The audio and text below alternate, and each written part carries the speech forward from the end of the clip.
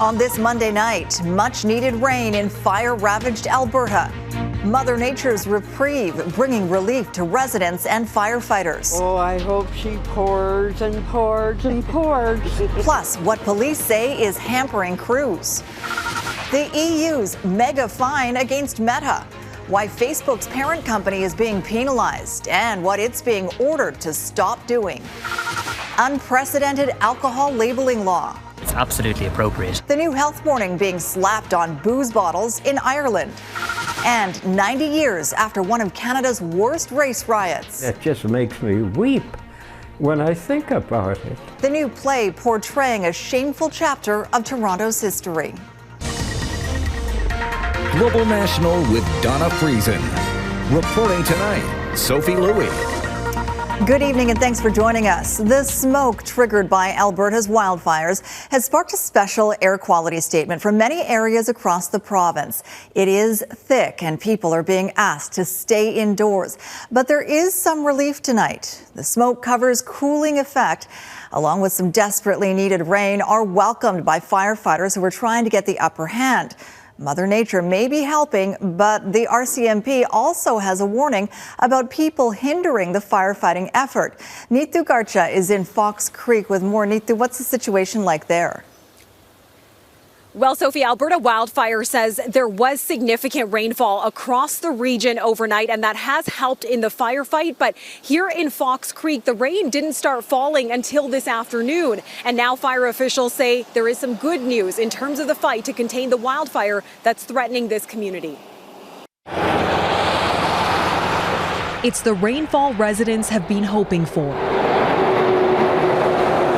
But Mother Nature's help with the firefight comes as police are seeking charges against someone they say hindered the effort to protect people and properties. We'll go Highway 16. While on an RCMP ride-along through parts of Yellowhead County, You jump in there, I'll jump in here. Constable Patrick Lambert is renewing warnings to all drivers near active wildfires. As we continue down this path of road closures and changes to the landscape, in many cases what we want to ensure is when advisories, alerts, or orders are given, people follow those. He says over the long weekend, a man allegedly eluded a checkpoint, got stuck in mud, and soon after was surrounded by wildfire, requiring rescue by a forestry helicopter. If roads are blocked and there's no designated detour, just wait patiently. The incident happened near Fox Creek, where this section of Highway 43 has now reopened.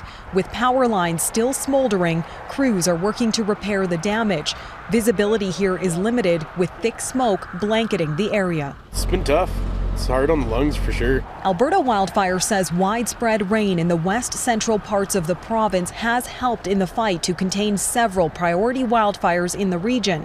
Fox Creek, though, received less precipitation. Residents like Linda and Stephen, who were forced to flee, are hopeful. Oh, I hope she pours and pours and pours.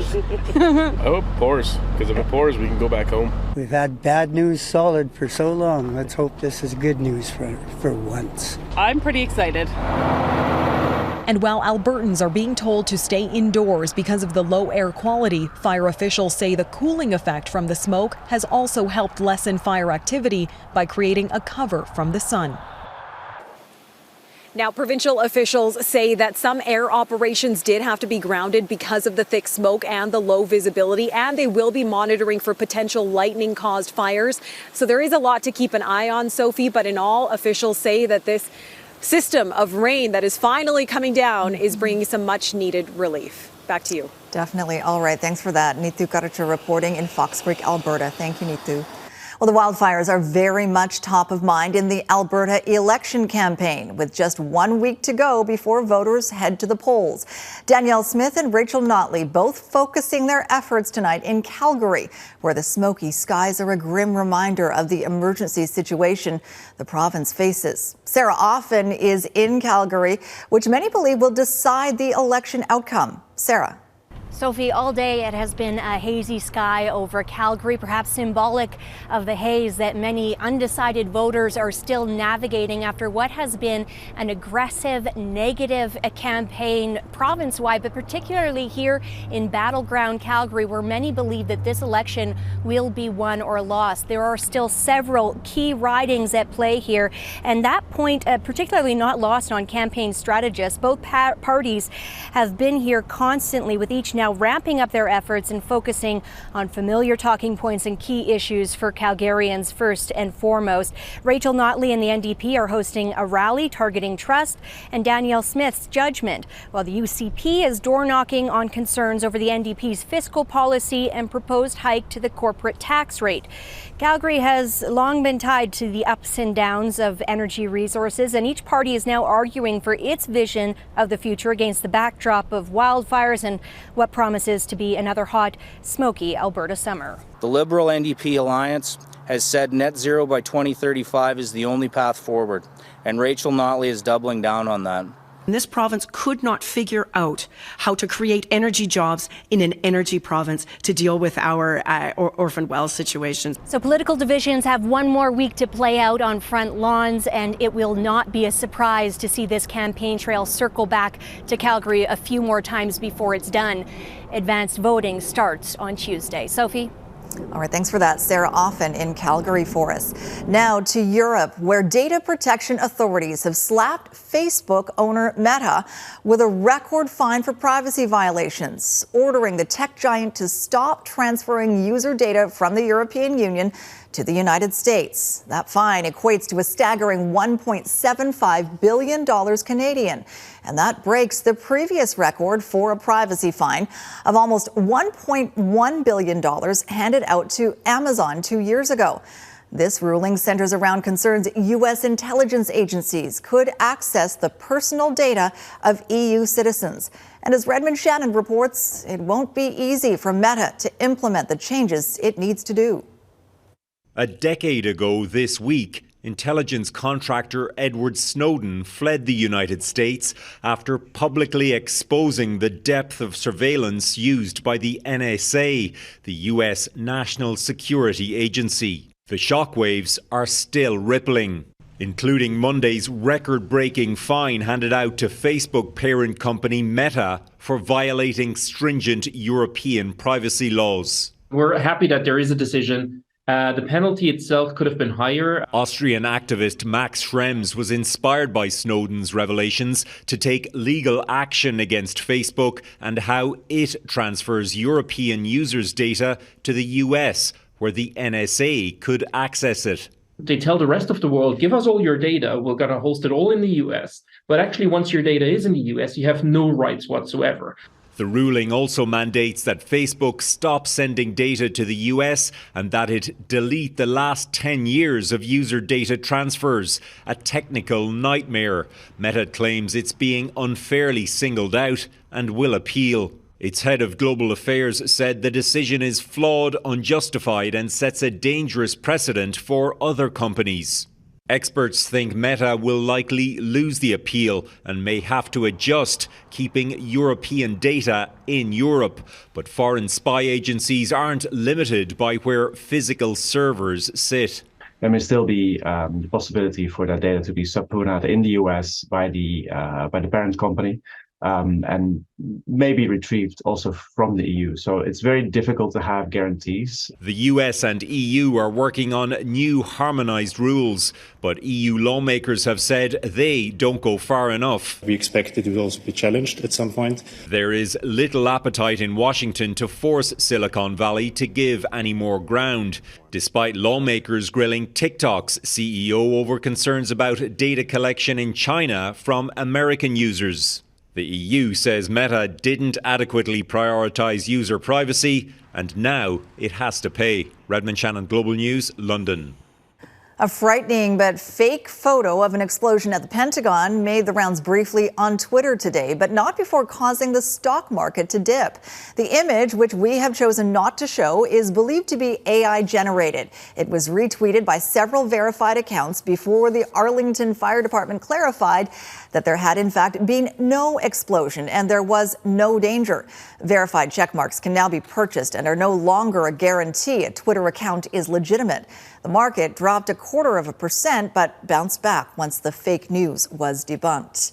And Wall Street closed out the day mixed as the standoff over the U.S. debt ceiling nears a critical deadline. And talks continue between Republicans and President Joe Biden to reach a deal by next week when America could default on trillions of dollars in debt, potentially triggering a global financial crisis.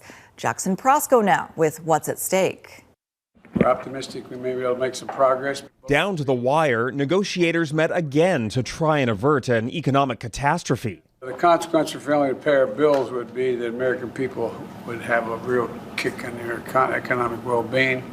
As a matter of fact, the rest of the world would too. The toughest issue remains spending, which Republicans want cut, or else they'll refuse to lift the cap on U.S. borrowing, forcing an unprecedented default on American debt. I think we both agree that we need to change the trajectory, that our debt is too large. With little more than a week left to reach a deal, President Joe Biden cut short an overseas trip to return to Washington. He's increasingly open to some kind of compromise, proposing $1 trillion in spending cuts. Without an agreement, the Treasury Secretary warns the government will run out of money by June 1st. I certainly haven't changed my assessment, so I think that that's a hard deadline. Should the U.S. default, it would be unable to pay for social programs, make payments to government workers, or service trillions of dollars in foreign-held debt. The results of this would be catastrophic economically. You'd immediately, the estimates have been that the gross national product might contract over the following 12 months as much as 6 or 7%. We need to cut spending. But the longer it takes to reach an agreement, the bigger the risks. Markets are increasingly worried about the what-ifs. The U.S. could see its credit rating downgraded the longer the stalemate lasts. You know, in my eyes, we're playing Russian roulette with the United States credit, and it shouldn't even be an option. For all the talk of that June 1st deadline, the reality is much more grim. Even if a deal is reached, it will still need to be passed by Congress. That's a process that could take several days. The longer it takes for the whole thing to come together, the closer the U.S. will come to plunging off of that fiscal cliff. Sophie? Jackson Prosco in Washington for us. Thanks, Jackson. Tragedy strikes in Guyana. Coming up, the deadly fire that tore through a school dormitory. Plus, Ireland's new landmark labeling laws for booze.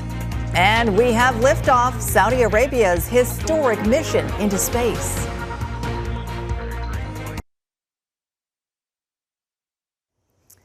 In the West Bank, Israeli forces have killed 3 Palestinian men during the latest round of violence in the region.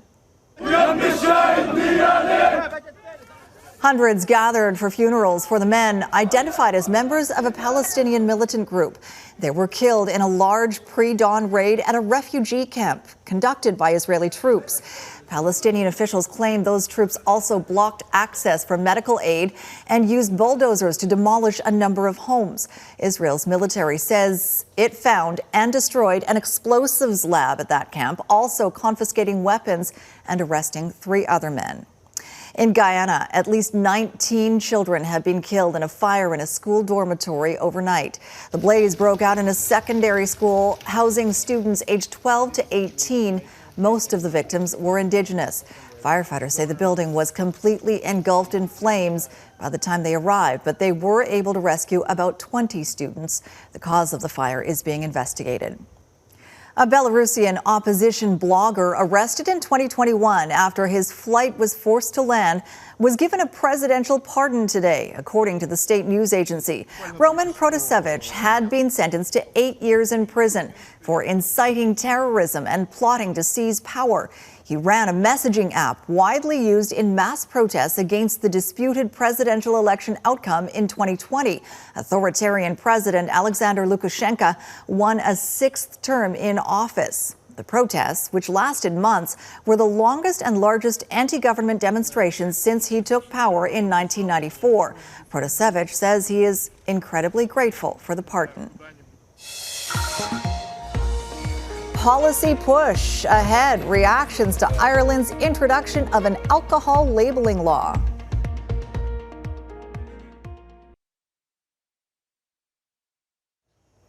Ireland has become the first country in the world to approve comprehensive health warnings on alcohol products. The new rules were signed into law today.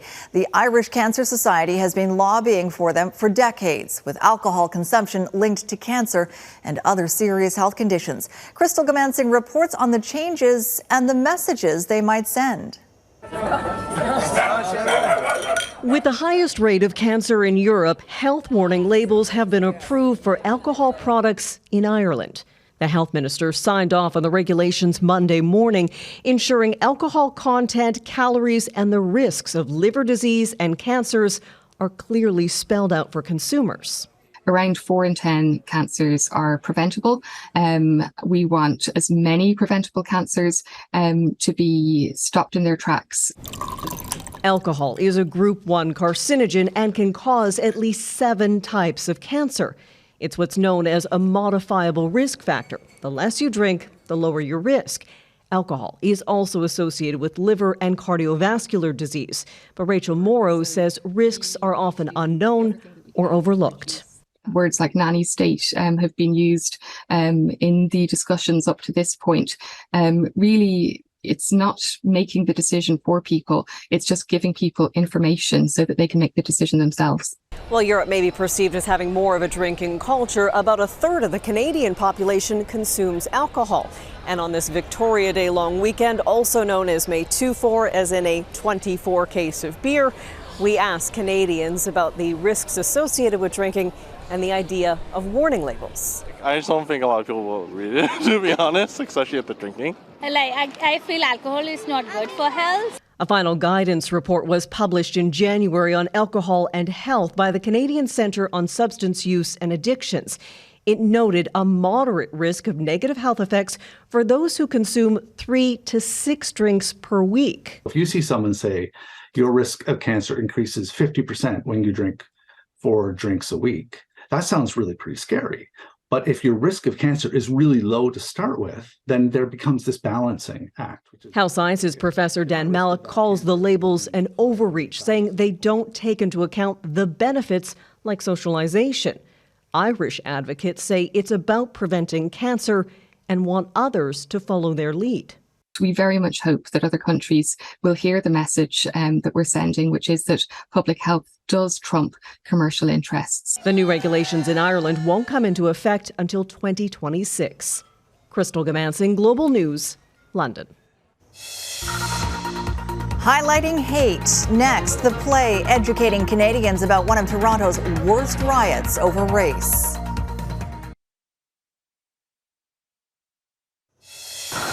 And liftoff, Falcon 9, go Axiom. The second all-private astronaut team on its way to the International Space Station, including the first 2 visitors from Saudi Arabia to ride a rocket in 38 years. One is the country's first woman to go to space, a breast cancer researcher. They docked at the ISS today and will be there for 10 days before returning to Earth. On this holiday Monday, you'll probably see people flock to a baseball diamond to play some ball. One particular park in Toronto, though, stands out for all the wrong reasons. It's where one of Canada's worst riots over race erupted almost a century ago. Erica Vella shows us how one family wants to educate a new generation about this grim part of Toronto's past. On a warm holiday Monday, Toronto's Christie Pits Park is filled with people. There's laughter, leisure, and long shadows in the afternoon sun. Sam Rosenthal can't help being struck by it, and what a contrast it is to a chapter in Toronto's history that erupted here at a baseball game almost 90 years ago. It was a championship game, and some anti-Semitic neo-Nazi youths unveiled a large banner, a swastika, at the end of the ball game. And that resulted in some of the players charging to take down the flag. Before it was over, more than 10,000 people were involved in the riot. I mean, it was just a terrible waste. Joe Rosenthal's family owned a nearby shop, and he remembers the anti-Semitic violence of the era. If you can imagine a thing like that, you'd go out in the street in the evening and people were pounding each other. I mean, it just makes me weep. His memories inspired a new production by Unique Local Theatre Collective, run by his son, Sam Rosenthal. The Hogtown Collective is producing an immersive play set right here in the very place where the riot unfolded. And they shout Heil Hitler while giving them... With this kind of site-specific theater, I mean, this is our theater. And audience members are standing as close to the actors as I am standing to you. So it's a very visceral experience. Nationally, hate crimes are on the rise, with overt intolerance acutely targeting religion. Where we're seeing, rising anti-Semitism, other forms of racism, discrimination, increased polarization, right? Like if we can understand sort of some of these histories and have these sort of shared understandings of what's important about those lessons too, I think it can go a really long way. At 88 years old, seeing the production come to life gives Joe Rosenthal hope. It's part of our history. Putting a spotlight on the hate he witnessed so it won't ever be forgotten. Erica Vella, Global News, Toronto. And that's Global National for this Monday. I'm Sophie Louie. We want to wish you a happy Victoria Day. So tonight's Your Canada is the 123rd annual Victoria Day Parade in the city named after Queen Victoria, who reigned from 1837 to 1901. We hope you've been able to spend some time with family and loved ones this May-long weekend. Thanks for watching tonight. Donna Friesen will be back at the Anchor Desk tomorrow. Have a great night.